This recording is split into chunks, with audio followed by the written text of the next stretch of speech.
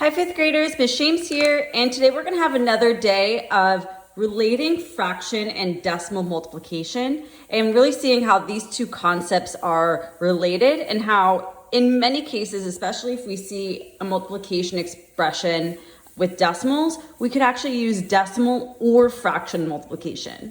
So say I want to do 3.2 or 3 2/10 times 2.1 or 2 1/10.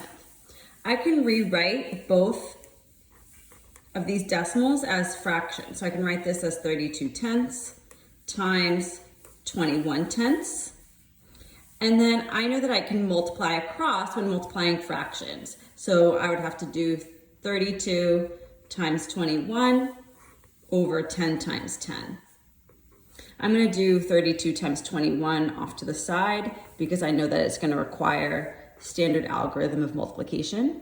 1 times 2 is 2. 1 times 3 is 3. I'm going to put down a 0 before going to the next place value.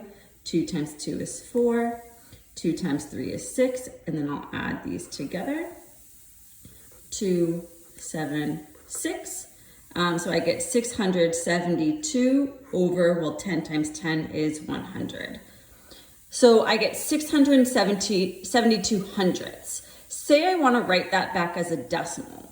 One way I can think about it is I know that if it's 672 hundredths, my last digit has to end up in the hundredths place. So if I'm thinking how can I write this as a decimal with the 2 in the hundredths place, I would have to put 2, 7 decimal point 6. So 6 and 72 hundredths. I could also think about this as, okay, I'm doing 672 divided by 100.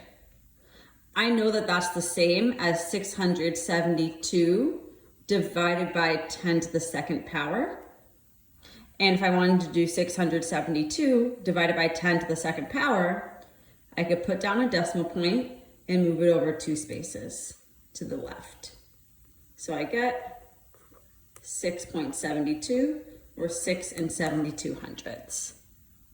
Say I wanted to check my answer with standard algorithm of decimal multiplication. Watch as I do that. This is how we learned how to multiply decimals towards the beginning of the year. 1 times 2 is 2. I'm going to ignore the decimal point while I'm multiplying. 1 times 3 is 3. Put down a 0 before going to my next place value. 2 times 2 is 4. 2 times 3 is 6. Add them up. And then I need to figure out where do I put my decimal point. Well, I see that I have a total of 2 digits after the decimal point in my factors. So that means I need 2 digits after the decimal point in my answer. So using standard algorithm for decimal multiplication can be a way to check using fraction multiplication. Let's get a little more practice.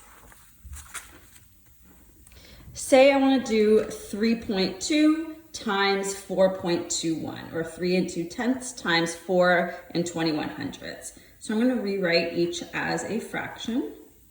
So this becomes 32/10 and this becomes 421 100ths. And even though these have different denominators, I can still multiply across in fraction multiplication.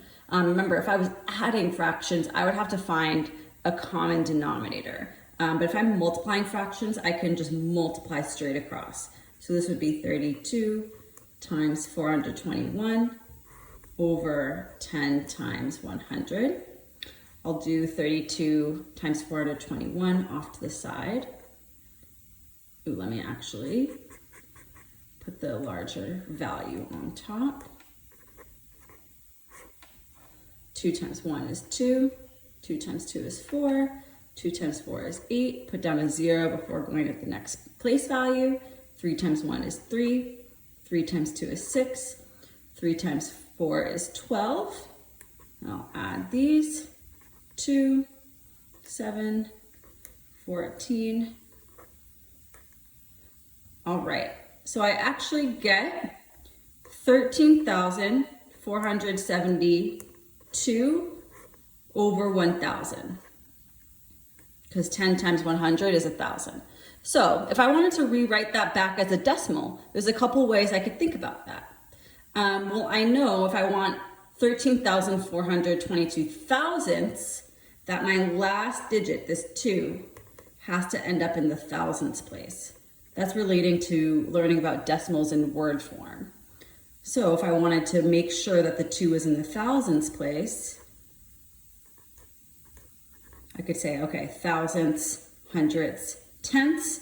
I know the decimal point has to go between the ones and the tenths. So I get 13 and 472 thousandths. Another way I could think about this is I could think of this fraction. I know a fraction line is a division sign. Is I'm doing 13,472 divided by 1,000.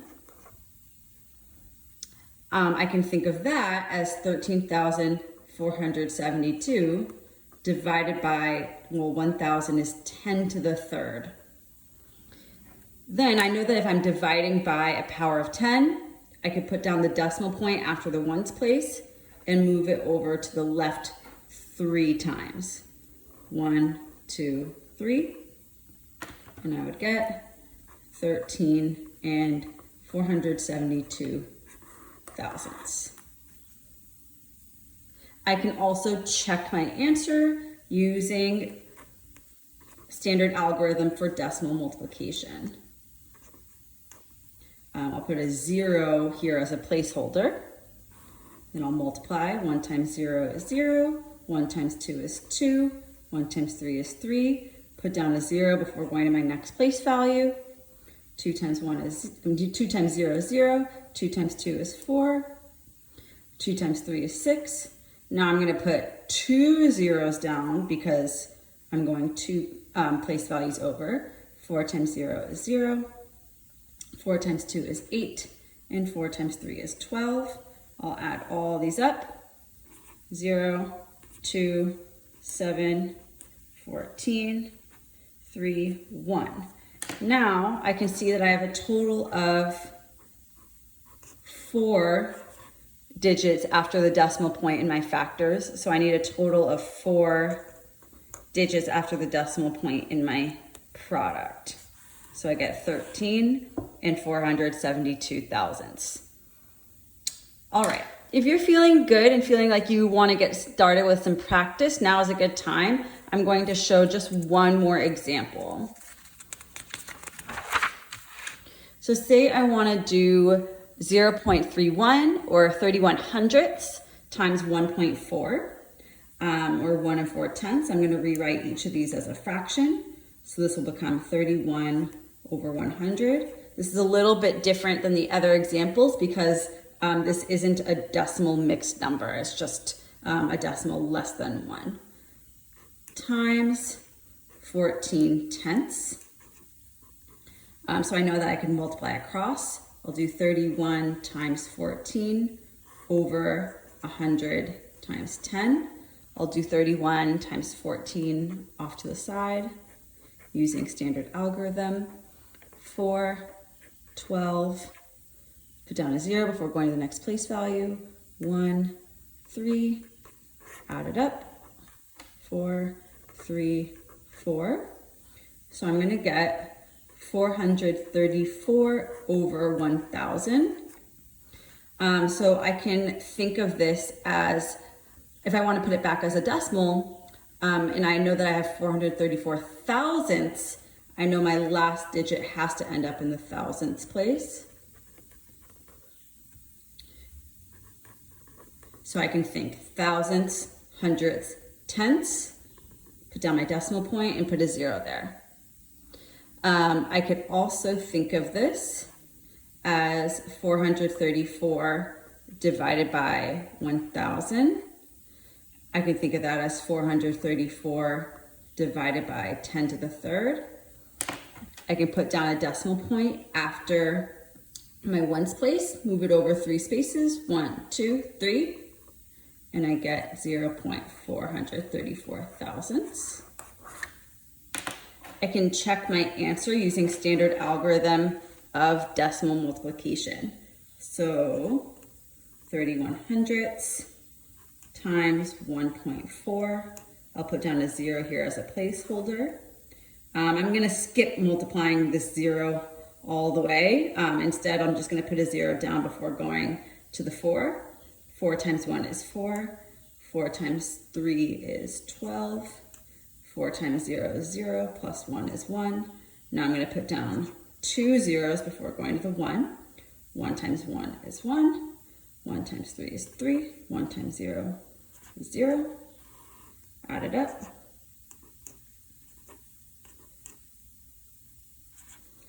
And then I can see that I have a total of 4 digits after the decimal point in my factor. So I need 4 digits after the decimal point in my answer, in my product. 1, 2, 3, 4.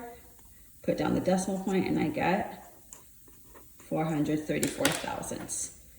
If you wanted to think of this as 4,340 10 thousandths, that's another way to think of it. But I could also knock off that 0 at the end. It's just a placeholder, and I can think of it as 434 thousandths. So I hope this was helpful, and I hope you get a little more practice relating decimal and fraction multiplication. Can't wait to see your work.